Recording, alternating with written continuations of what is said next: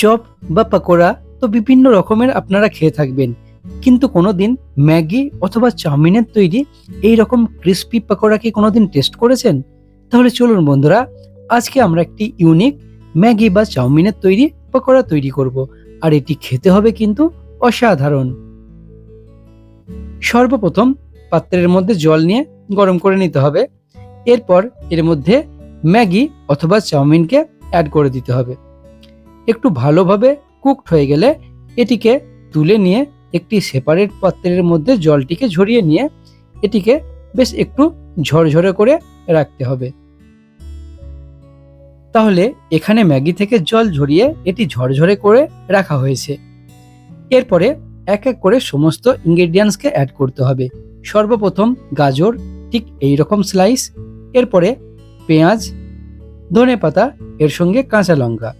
এই ইনগ্রেডিয়েন্টসগুলোকে অ্যাড করা হয়ে গেলে এরপর এর মধ্যে আদা এবং রসুনের পেস্ট কিছুটা পরিমাণ দিয়ে নিতে হবে। এরপর মশলা অ্যাড করতে হবে, যার মধ্যে হলুদ গুঁড়ো পাউডার, জিরে, ধনে গুঁড়ো পাউডার, লঙ্কা গুঁড়ো পাউডার। এই ইনগ্রেডিয়েন্টসগুলোকে দেয়া হয়ে গেলে এরপরে ম্যাগি মশলা 1 প্যাকেট এর মধ্যে ইউজ করে নিয়ে এর মধ্যে স্বাদ অনুসার লবণ অ্যাড করতে হবে এবং এগুলোকে খুব সুন্দরভাবে মাখিয়ে নিতে হবে।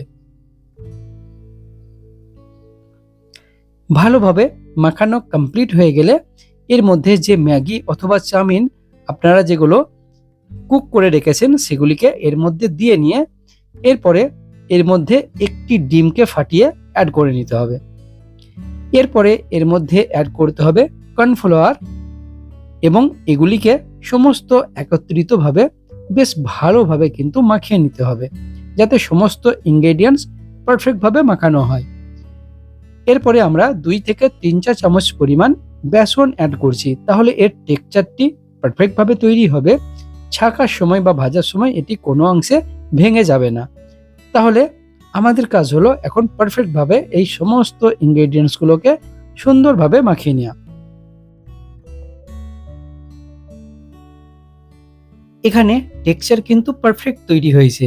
এরপর আলুর চপ ঠিক যেমন তৈরি হয় সেই আকৃতির টিপে এইরকম ভাবে আমাদেরকে তৈরি করে নিতে হবে। আমি শেপটা আপনাদেরকে ভালোভাবে দেখিয়ে দিচ্ছি। দেখুন, ঠিক এই রকম আমাদেরকে তৈরি করে নিতে হবে। এরপরে অয়েল গরম করে নিয়ে বেশ অয়েলের মধ্যে পারফেক্টভাবে এগুলিকে কিন্তু এক এক করে ছেড়ে দিতে হবে। তাহলে চলুন সর্বপ্রথম অয়েলের মধ্যে আমরা এই পাকোড়াগুলোকে অ্যাড করে নিই।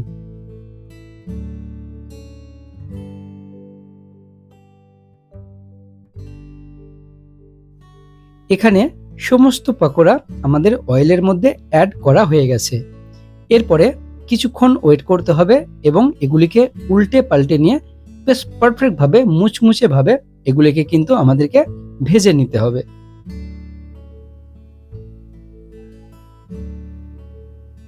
তাহলে বন্ধুরা, এখানে আমাদের যে পকোড়া আপনারা দেখতেই পাচ্ছেন এটি কিন্তু পারফেক্টভাবে ভাজা হয়ে গেছে। এর কালারটি চেঞ্জ হয়ে সম্পূর্ণ লাল আকৃতির তৈরি হয়ে গেছে এবং আমাদের যে পকোড়া সম্পূর্ণরূপে রেডি হয়ে গেছে। তাহলে বন্ধুরা, আপনারা দেখতেই পাচ্ছেন আমাদের এই ম্যাগি বা চাউমিনের তৈরি পকোড়া কতটা সুন্দর তৈরি হয়েছে। এটি খেতে অত্যন্ত সুস্বাদু হবে এবং ক্রিস্পি তৈরি হবে। অবশ্যই আপনারা এই রেসিপিটি বাড়িতে তৈরি করবেন এবং কমেন্ট বক্সে ইনফর্ম করবেন যে আপনাদের এই রেসিপিটি কেমন তৈরি হলো। আবারও দেখা হচ্ছে পরের ভিডিওতে। Bye bye, take care.